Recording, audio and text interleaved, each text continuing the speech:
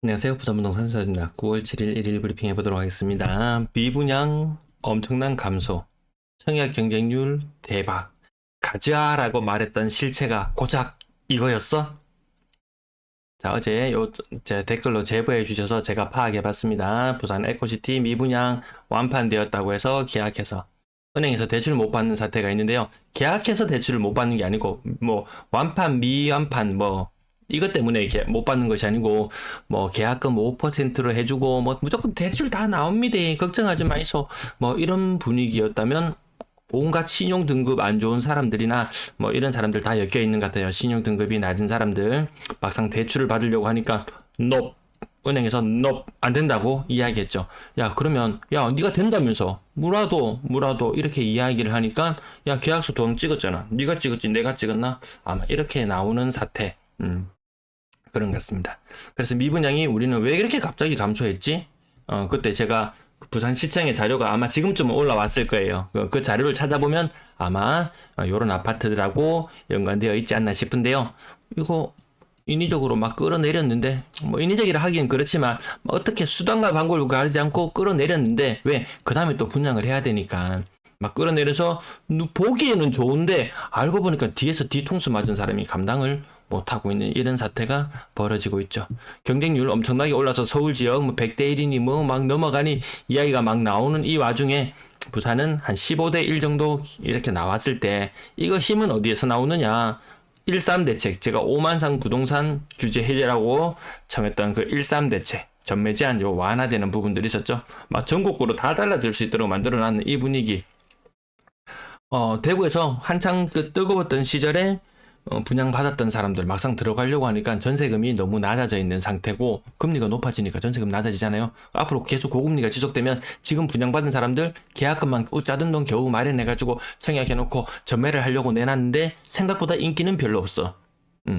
그리고 나중에 입주할 때까지 달리면 그래도 되겠지라고 생각했는데 전세금이 너무 낮아져서 또 답이 안 나오는 이렇게 막 2중고, 3중고, 그게 마음의 고생을 2년, 3년을 해야 돼요. 운이 좋아서 프리미엄을 내가 한 5천만 원 먹었다 쳐요. 그중에 세금 또 반디고 나면 한 2천만 원 먹었다 쳐요. 그 2천만 원 때문에 피가 바짝바짝 마릅니다. 그 정도도 투자자라면 감수해야 되는 부분이라고 누군가는 등 떠밀지도 모르겠어요. 대구 0.07.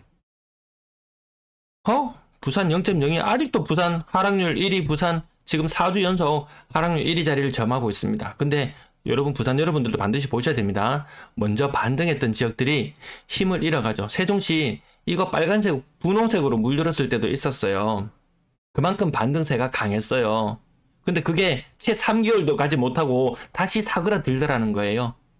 힘차게 올라가던 수도권, 힘차게 반등하던 수도권도 다시 조금 주저앉아요. 물론 요게 꿀렁꿀렁꿀렁 하는 건 있어요. 근데 세종시가 보합까지 왔으면 말 다 했는 거 아니겠습니까? 부산 지역 전세마저도 힘을 못 쓰고 있네요. 우리 경제 상황이 좀 안 좋다는 부분들 제가 채권이나 환율이나 유가나 이런 것들 가지고 오는데요. 우리 지금 나라 세수 펑크 60조가 났어요. 날 예정이에요. 지금까지 40조 났고 연말까지 한 20조 정도 더 날 예정이에요. 그러면 야, 채권 찍고 추경해가지고 해결하면 되잖아. 추경 잘하라고 장관님도 추경 호 장관님을 딱 뽑아놨는데 추경을 하지 않더라. 왜? 미국 채권 수익률이 우리나라보다 훨씬 메리트 있습니다. 0.4%, 0.5% 더 줍니다. 여기다가 나라 꼴이 말이 아니면 환율까지 치솟죠. 환율을 관리해야 되는 그 돈까지 빼가지고 지금 써야 되는 이 상황까지 와 있기 때문에 환율도 위태위태합니다. 그렇다고 미국 채권 들어가기에는 저도 겁납니다. 환율은 신의 영역이기 때문에 그렇게 하진 않는데 우리가 아닌 외국인의 눈으로 봤을 때 더 매력이 있겠죠. 그러면 추경한다고 국채 발행하려고 했는데 안 사죠. 그러면 당연스럽게 채권 이자가 더 올라간 상태로 채권이 발행이 될 것이고 그러면 다른 채권이나 이런 조달금리나 이런 모든 것들도 같이 영향을 받을 수밖에 없겠더라. 그래서 요즘 하도 언론에서 채권 이렇게 이야기해서 그게 마치 매력적인 것처럼 보이고 미국의 우리 또 동학 개미들이 미국 채권 관련된 것을 7조를 샀니 뭐니 했지만 그 상당수는 채권 금리가 떨어지는데 베팅을 하는 거였죠. 그것도 무려 2배, 3배. 돈 살살 녹아 나갑니다. 돈 살살 녹아 나가요. 그러면 왜 그렇게 언론에서 자꾸 채권 라바를 부르냐. 결국 우리도 채권을 발행할 거예요. 어떻게? 개인국채. 이때까지 없었던 개인국채라는 것을 발행해서 20년 동안 돈 찾지 마라. 돈 좀 묻어놔 봐라. 나라에서 돈 좀 편하게 좀 쓰자. 20년 후에 2배로 돌려줄게. 나라 꼴이 말이 아니면요. 이런 국채 잘못 사면은 아르헨티나 이런 나라 작살나는 거 보시잖아요. 한번 휘청휘청 하면은 이 뒷감당 안 되는 부분 아시죠? 왜 뒷감당이 안 되냐? 가계부채가 IMF도 계속 경고하고 있어요. 전세금까지 포함하면 빚이 압도적으로 높아요. 집도 남아 돌아요. 임대로 관련된 집들도 남아 돌아요. 사람들이 전세에 대해서 신뢰하지 못하면 월세로 가면 되지. 그럼 월세값이 치솟을까라고 생각해 봤을 때 월세 매물도 넘쳐나요. 그럼 결국 전세에 들어가 있던 사람들이 전세금을 야금야금 빼서 월세로 간다? 부동산 시장에 들어와 있는 투입되어 있는 절대치의 돈의 양이 줄어든다? 그러면 누군가 또 약한 고리는 무너질 수밖에 없는 그런 상황. 그래서 자의에 의해서 디베리징을 할 수 있는 이 시기가 지금 떨어졌다가 뭐 이것이 데드캣이었건 무엇이었건 간에 이 상황에서 자의에 의한 디베리징 충분히 가능한 시기다. 근데 사람이 심리적으로 그렇게 못해요. 조금만 더 가면 되는데, 조금만 더 가면 되는데. 근데 떨어지면 속절없이 무너지거든요. 그래서 너무 무리하게 투자를 하셨다면 이번 반등장에 그 마음고생 그 말도 못할 정도잖아요. 폭등이나 이런 것들 아무리 노래 부르고 해도 결국 우리 눈에 보여줬던 폭등의 실체는 고작 요런 것들이었다. 고작 요런 것들. 정말 신용 등급도 안 되고 이렇게 극한까지 몰린 사람 이거 좀 이따가 전매 풀리면은 재미 좀 봅니다. 한미천 잡을 수 있습니다.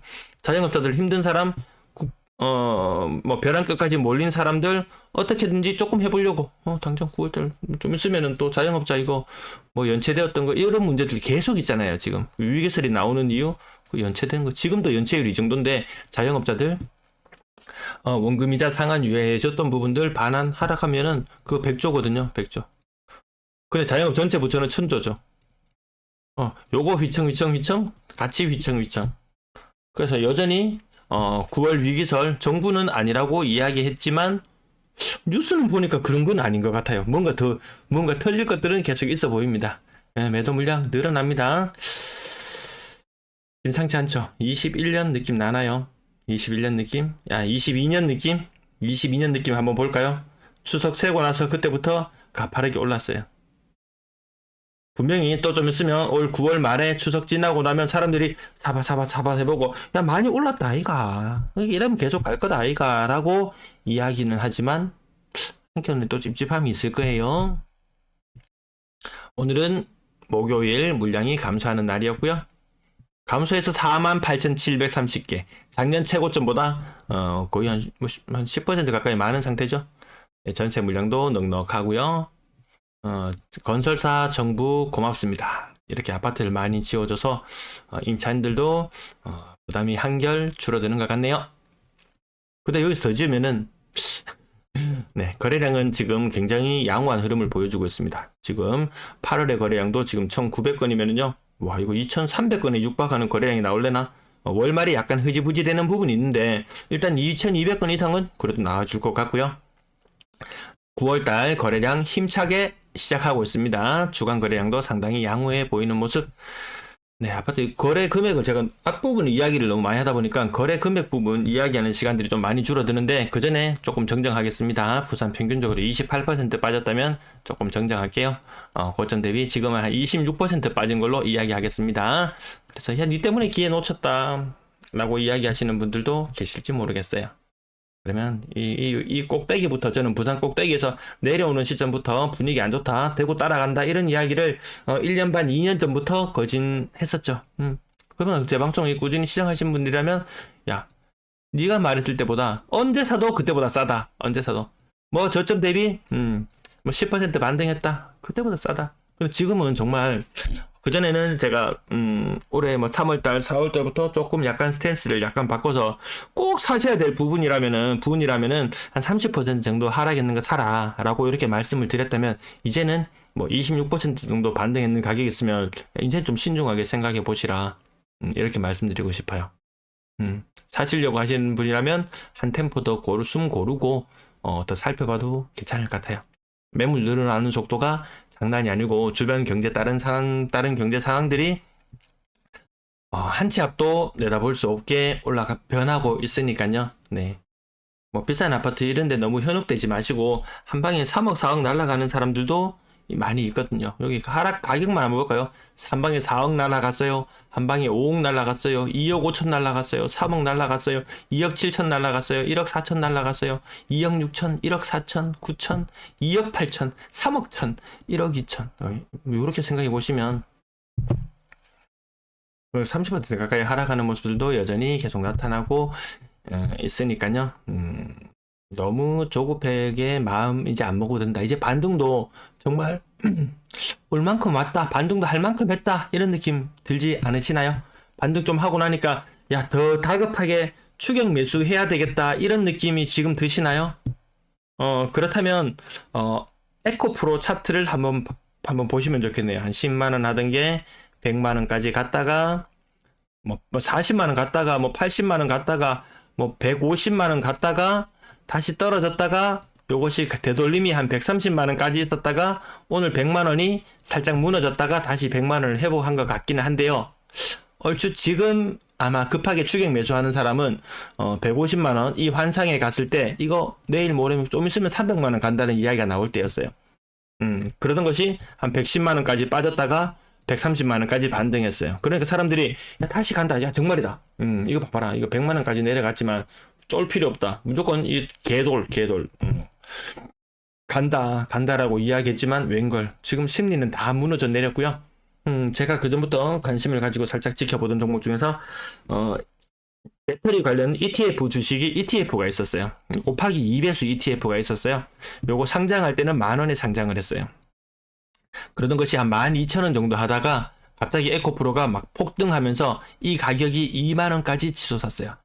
일주일 상간에 일어난 일이에요. 그러던 것이 지금 얼마인지 아세요? 지금 8,000원 되어 있어요. 이 2배수 상품 이런 거 굉장히 좀 무섭거든요. 8,000원까지 지금 떨어져 있어요. 이런 모습도 한번 생각해 봤을 때, 사람이, 야, 여기 지금 우리 심리는 요쯤에 와 있다 생각하시면 될 것 같아요. 그래서, 그 전에 꼭 필요하신 분이라면 한 30% 하락된 가격에 사라고 이야기했다면 다시 한번 말씀드린다면, 이제는, 좀 한 템포 쉬어보자. 반등도 올 만큼 맞는 것 같다. 그렇게 폭등할 만큼 시장 상황이 좋았다면 신용도 좋고 이런저런 사람들이 그 청약했는 물건들, 미분양 났는 물건들 서로 주워가려고 했겠죠. 이제 돈도 수입하는데 정말 저 신용도 밑단에 있는 사람들부터 시작해서 다 끌어들여야지 겨우겨우 움직이는 그런 시장이잖아요. 투자자들 돈 은행 4% 줘요. 가만히 넣어놔도 4% 줘요. 채권 안정도 높은 것도 그거보다 더 많은 수익을 안겨주는 게 있어요. 부동산 폭등을 바라시는 분이라면 하십시오. 아무도 안 말립니다. 근데 제 여기 와서 채널에 와서 그렇게 막 부채질하고 선동하는 댓글 안 남겨주셔도 괜찮을 것 같아요. 다만 투자 상황이 지금 굉장히 호전적으로 좋다. 단순히 느낌이나 희망이 아닌 어떤 근거를 가지고 좀 이야기를 해주신다면 제 시청자들이 혹시라도 놓치고 있는 부분에서 그런 것들을 좀 이렇게 메꿔 나갈 수 있지 않을까 생각해 봅니다. 거래량 요거 폭등 2배 지금 한 4,000건 정도 거래량 나올 것 같으면은 조금 놀라셔도 돼요. 지금은 거래량 뭐 1위 1비 할 필요는 없겠더라. 주간 거래량이 한 10% 20% 정도 지금 9월달 들어서 조금 더 나오기는 하는데요. 그렇게 1위 1비 할 상황은 아닌 것 같더라. 그러면 이게 막 조증가 뭐 우울증이라 그러나요? 뭐 그런 것들이 오락가락해서 상태가 좀 안 좋아질 수 있죠. 그건 너무 일희일비하는 사람의 뒤끝이 좀 안 좋다라는 그런 부분들, 뭐 전설적인 투자자 누가 뭐 이렇게 뭐 곤충 자살을 했니 뭐 이런 얘기도 막 있잖아요 보면은. 그래서 너무 조금 한 발 물러나서 편안하게 관망하시고 살펴보셔도 괜찮을 것 같다. 제가 지금 보여드리는 차트나 이런 부분에서 조금 좋아 보인다라고 보는 부분은 한 20%, 아직까지 분위기가 많이 안 좋거나라고 보여지는 부분이 80% 정도. 아직까지는 안 좋아 보이는 부분이 더 많다. 그 안 좋아 보이는 부분 중에 하나가 반등을 많이 했다는 것이 저는 더 안 좋게 보여지네요. 반등을 많이 하면 가격이 높아지면 결국 사람들은 팔고 싶은 사람들은 호가를 더 높여놓고 사고 싶은 사람은 엄두가 안 나고 요런 괴리가 생긴다. 그게 21년 말이나 요런데 엄청난 괴리가 있었잖아요. 자, 임대시장 안정적이네요. 시청 감사합니다.